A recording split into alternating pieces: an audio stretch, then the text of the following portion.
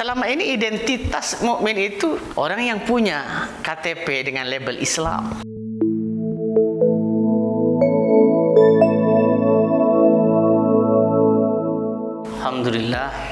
Alhamdulillahilladzi arsala rasulahu bil huda wa dinil haqq liyudhhirahu 'ala dini kullihi wa kafa billahi syahida walau karihal musyrikun. Asyhadu an la ilaha illallah wahdahu la syarika lah wa asyhadu anna Muhammadan abduhu wa rasuluh. Allahumma shalli 'ala Muhammad wa 'ala ali Muhammad la nabiyya ba'da amma ba'du. Assalamualaikum warahmatullahi taala wabarakatuh. Ada hal yang menggelitik, hal yang menarik untuk saya sampaikan dalam pembacaan saya terkait dengan agama dan budaya. Selama ini cara menanggulangi dan cara mengajar agama dan budaya sepertinya tidak ada bedanya. Pelajaran-pelajaran di sekolah memberitahukan kepada kita bagaimana kita belajar agama. Rupanya kita belajar agama sampai hari ini kita hanya belajar membaca, belajar bagaimana bersopan, santun, dan lain sebagainya. Lalu kita di sisi lain diajar tentang adat istiadat atau budaya. Sehingga yang terjadi dalam pembacaan saya tidak ada ubahnya antara belajar agama dan budaya. Sedangkan kalau ditilik dari asal bahwa agama dan budaya itu sangatlah berbeda. Agama misi dibawa oleh Nabi besar Muhammad sallallahu alaihi wasallam. Sedangkan budaya itu adalah adat istiadat di mana manusia itu dilahirkan. Adat istiadat boleh berbeda, tapi pendirian mesti sama. Sejak pembacaan dari awal inilah hal yang menarik untuk saya bahas pada kesempatan kali ini, agar supaya tidak terjadi misunderstanding terkait dengan agama dan budaya. Agama mutlak yang mesti menjadi acuan adalah Rasul itu sendiri. Sedangkan budaya adalah tempat tinggal kita. Agama mengajarkan bagaimana saling menghargai. Apa sebab? Karena agama terkait dengan sesuatu yang datang daripada Allah. Sesuatu itu yang sampai sekarang, mohon maaf para hadirin, jarang untuk dibahas secara mendetail. Karena dianggap sesuatu yang datang daripada Tuhan itu sama saja dengan apa yang ada pada tubuh kita. Yang datang daripada Allah itu adalah ruh. Dia tidak punya budaya, dia hanya punya rasa. Tetapi tubuh ini dicipta oleh Allah dari kedua orang tua kita, yang dia punya adat istiadat, punya budaya, punya bahasa. Sehingga apapun adat istiadat, bahasa yang ada pada tubuh manusia itu seharusnya yang mengendalikan adalah agama itu. Artinya apa? Ketika disebutkan dalam firman Tuhan, innamal mu'minuna ikhwah, mukmin itu bersaudara. Selama ini identitas mukmin itu ditafsiri oleh orang sebagai orang yang punya KTP dengan label Islam. Sedangkan hadis qudsi menyata, abdi fi qalbil mu'min, hambaku di dalam setiap hati namanya mukmin. Artinya apa? Di dalam setiap hati manusia yang beraneka ragam adat istiadat dan budayanya itu, dia mempunyai rasa yang sama. Itulah yang disebut dengan hak asasi sebenarnya. Dan hak asasi itu mutlak, itu urusan Tuhan. Tetapi budaya ini boleh kita berbeda karena memang terlanjur Tuhan mencipta tubuh ini berbeda. Sehingga disebut dalam firman yang lain soal budaya yang berbeda.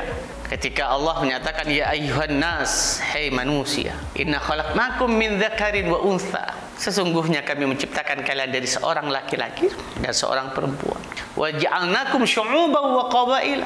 Kemudian kami menjadikan kalian semuanya itu terlanjur berbeda karena disebut syu'uban wa qabail, bersuku-suku dan berbangsa-bangsa. Tujuannya apa? Lita'arufu, supaya untuk saling kenal mengenal. Okelah adat kita berbeda, okelah bahasa kita berbeda. Tetapi ketika kita meninggalkan pesan agama bahwa yang bersaudara itu adalah yang menghidupkan budaya itu sendiri, mana ianya?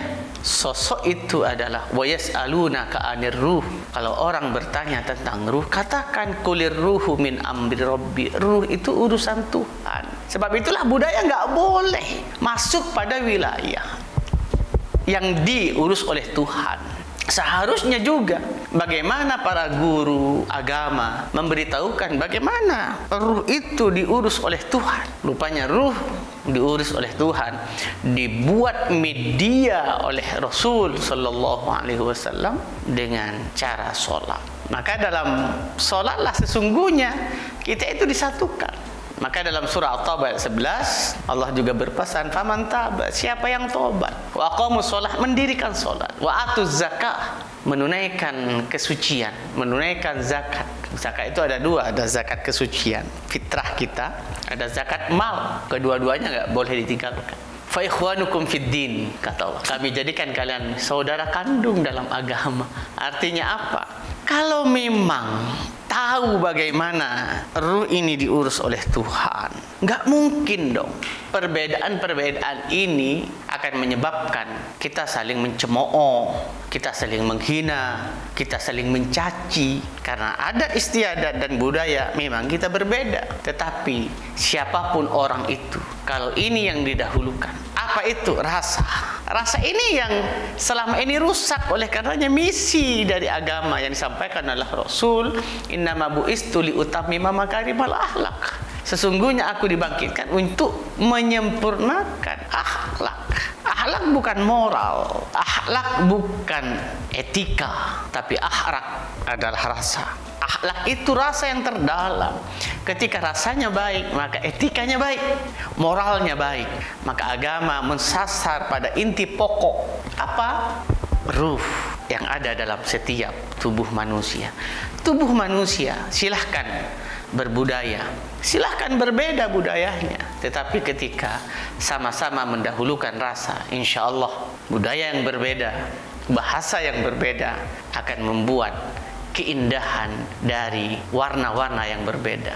Pelangi yang indah itu karena ada 3 warna. Kalau hanya 1 warna, tak mungkin ada keindahan. Kita akan dibingkai dengan warna-warna yang berbeda dalam bingkai NKRI, manakala ketuhanan yang Maha Esa betul kita hayati, betul kita pahami, sehingga akhirnya keadilan sosial bagi seluruh rakyat Indonesia itu akan bisa terwujud manakala yuk kita dahulukan saling menghargai rasa kita yang ada di dalam setiap hati manusia.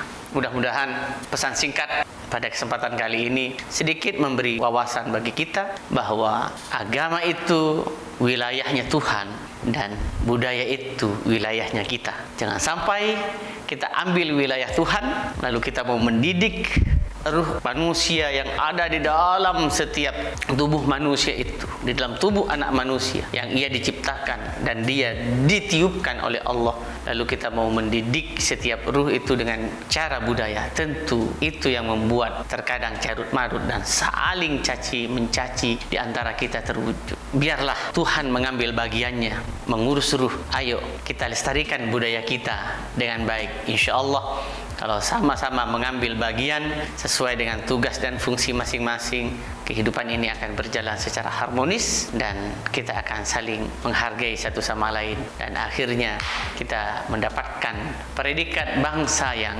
berbudi luhur.